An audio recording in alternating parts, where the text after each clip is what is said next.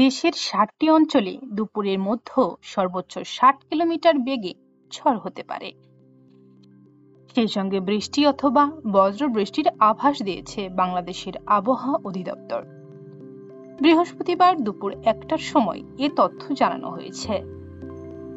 আবহাওয়ার পূর্বাভাসে আরো বলা হয়েছে, খুলনা, বরিশাল, পটুয়াখালী, নোয়াখালী, কুমিল্লা, চট্টগ্রাম এবং কক্সবাজারের অঞ্চলের উপর দিয়ে দক্ষিণ পূর্ব দিক থেকে ঘন্টায় ৪৫ থেকে ৬০ কিলোমিটার বেগে দমকা ঝোড়ো হাওয়া সহ বৃষ্টি অথবা বজ্র বৃষ্টি হতে পারে।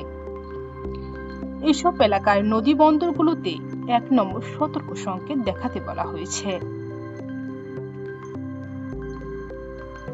অন্যদিকে খুলনা, বরিশাল, চট্টগ্রাম ও সিলেট বিভাগের অনেক জায়গায় এবং রাজশাহী, ঢাকা ও ময়মনসিংহ বিভাগের কিছু কিছু জায়গায় অস্থায়ীভাবে দমকা হাওয়া সহ মাঝারি ধরনের বজ্র বৃষ্টি হতে পারে। সেই সঙ্গে সারা দেশে কোথাও কোথাও মাঝারি থেকে অতি ভারী বর্ষণও হতে পারে। এছাড়া সারা দেশে দিনের তাপমাত্রা কমতে পারে এবং রাতের তাপমাত্রা প্রায় অপরিবর্তিত থাকতে পারে বলে জানিয়েছেন আবহাওয়া সংস্থাটি।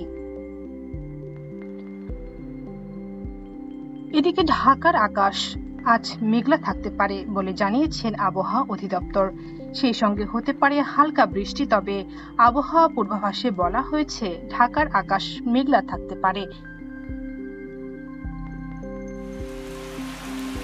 এছাড়া দিনের তাপমাত্রা প্রায় অপরিবর্তিত থাকতে পারে, তবে দক্ষিণ পূর্ব দিক থেকে ঘন্টায় ৮ থেকে ১৫ কিলোমিটার বাতাস প্রভাবিত হতে পারে। সকাল ৬টায় ঢাকায় তাপমাত্রা রেকর্ড করা হয়েছে ২৭.৬ ডিগ্রি সেলসিয়াস। এ সময় বাতাসের আর্দ্রতা ছিল ৮৭%।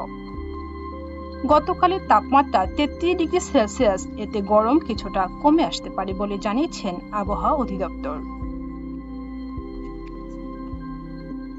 এদিকে বিজ্ঞপ্তিতে আবহাওয়া অফিস জানায়, মৌসুমী বায়ু বাংলাদেশের মোটামুটি সক্রিয় এবং উত্তর বঙ্গোপসাগরে প্রবল অবস্থায় রয়েছে। এই অবস্থায় পরবর্তীতে সিলেট এবং রাজশাহীর কিছু কিছু জায়গায় এবং ময়মনসিংহ বিভাগের কিছু জায়গায় অস্থায়ীভাবে দমকা হাওয়া সহ হালকা থেকে মাঝারি ধরনের বৃষ্টি অথবা বজ্রসহ বৃষ্টি হতে পারে।